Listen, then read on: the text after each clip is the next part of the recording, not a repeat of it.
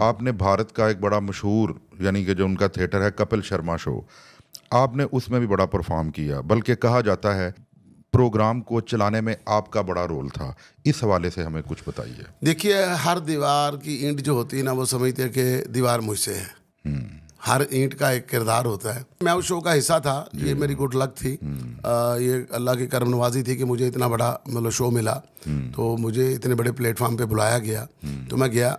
उसमें बहुत सारी बातें हुई। बहुत सारी लोगों को चीज़ें हज़म होती हैं, कुछ लोगों को हज़म नहीं होती। मेरे लिए इतनी बड़ी बात है कि मैंने वो शो किया हुआ है। उस शो का मैं हिस्सा था, तब हिस्सा था जब वो शो शुरू हुआ था। उसके पहले एपिसोड का मैं किरदार था, उसके पहले जो बनाने वाले थे उनका मैं हिस्सा था। आप इन चीज़ों को सोचना नहीं, क्योंकि तनकीद करने वाले मैंने कहता पढ़े हैं जो 33-34 कमेंट्स हैं। आपके साथ तो करोड़ों लोग प्यार करते हैं, ऐसा ही है। तो फिर मैं करोड़ों लोगों को देखूं, मैं इन थोड़े से बिल्कुल क्यों देखूं? सिद्धू साहब भी थे उस वक्त, नए नए सिद्धू शुरू साहब हुए थे, थे। ये सारे मतलब लेजेंड लोग। लेजेंड इतने लोग तो वैसे भी ख्वाब में नहीं आते जिनके साथ मैंने काम किया। बिल्कुल ऐसे ही हाँ है। जी। तो वहाँ पे नसीम भाई, आपका ज़ाहिर है दूसरे इंडियन एक्टर्स के साथ भी इंटरेक्शन हुआ होगा, तो आपको मतलब कैसा वक्त गुजरा आपका उस वक्त हिंदुस्तान में? देखिए, सबसे बड़ी बात तो ये है कि जो लोग हैं ना, वो इस काम को जब करते हैं ना, पूरी दिल लगी से करते हैं, और इसको मोहब्बत के साथ करते हैं और अपना फ़र्ज समझ के करते हैं। और फिर उसके बाद उनके अंदर तनकीद नहीं है एक दूसरे के ऊपर, लेग पुलिंग नहीं है, फिर वो किसी को बुरा नहीं कहते।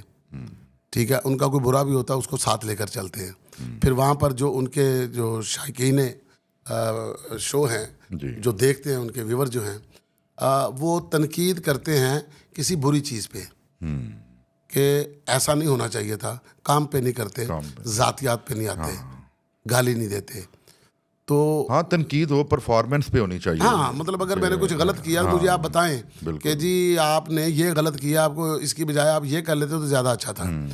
तो बजाय इसके कि अगर आप गाली लिख कर शुरू करें, तो आप देख लें कि आपको बड़े से बड़ा एक्टर और छोटे से छोटा एक्टर उससे नहीं बचता। अच्छा नसीम भाई, आजकल अक्सर एक ट्रेंड चल पड़ा है चढ़दा पंजाब की पंजाबी फिल्मों में हमारे थिएटर के लोगों के काम करने का। मैं अक्सर अपने प्रोग्रामों में इस बात का जिक्र करता हूँ। आपको भी ज़ाहिर है फिल्मों में ऑफ़र हुई होगी, इसमें कोई शक नहीं।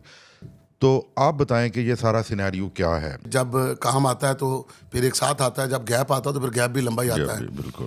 तो हम तो चाहते हैं कि गैप जो है वो ना आए, ताल्लुकात अच्छे होने चाहिए।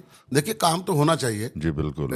ये जो काम है मतलब फनकार की सरहद है, लेकिन उसके काम की कोई सरहद नहीं। कोई सरहद नहीं, बिल्कुल बिल्कुल। ठीक है जी, उनका काम यहाँ आता है, हमारा वहाँ जाता है। तो दूसरी मोहब्बत जो होती है ना, ये करने वाली चीज़ है, बिल्कुल रोकने वाली नहीं। फनकार का तो काम ही मोहब्बतों को फैलाना और उसको बांटना है। बिल्कुल। तो हमारा दिल करता है उनके साथ मिलने के लिए, उनका दिल करता है हमारे साथ मिलने के लिए। तो मतलब वो जो नीचे एक बाउंड्री है, जो सरहदें हैं, जो हदें हैं, उनके अंदर रहना पड़ता है उनको भी, हमें भी। ऐसा ही है, ऐसा ही। तो उनकी भी पासदारी बहुत ज़रूरी होती है। तो आप उनको मतलब ज़्यादा नहीं कर सकते, लांग नहीं सकते, अपनी अपनी हद में रह के आपको करना होता है। बाकी जो आपके दिल होते हैं वो तो मोहब्बत से भरे पड़े हैं। हम तो वैसे भी बीइंग मुस्लिम, हमें तो हुक्म भी यही है कि अपने अखलाक से, अपनी मोहब्बत से लोगों को अपना गर्विदा करें। जी जी। तो नफरत नहीं फैलनी चाहिए, मोहब्बत ही फैलनी चाहिए। हाँ, आपकी वहाँ पे फिल्म इंडस्ट्री के लोगों के साथ भी आपकी मतलब अच्छी, आपने वहाँ पे सबसे ज़्यादा अच्छा किसको पाया? मतलब एक बंदे को अच्छा पाया। अच्छा, किसी का नाम लेना पसंद करें? चाहे वो शाहरुख खान है। अच्छा। मैं जब वो एपिसोड कर रहा था ना, जिसमें चेन्नई एक्सप्रेस की प्रमोशन थी, तो मैं तकरीबन कोई 45 से 50 मिनट तक शाहरुख खान साहब के साथ पीछे खड़ा रहा हूँ विंग में। तो ब्रेक आई थी तो हम पीछे चले गए थे। वो मुझसे लाहौर के बारे में पूछते रहे, पाकिस्तान के बारे में पूछते रहे। तो इस तरह बातें होती नहीं। क्या आपकी अमिताभ बच्चन साहब से भी मुलाकात हुई? जी, उनके साथ, बच्चन साहब के साथ भी मुलाकात हुई, उनके सेट पे मैं गया था। अच्छा। तो वहाँ जब मैं गया था तो उन्होंने इतनी मोहब्बत दी थी।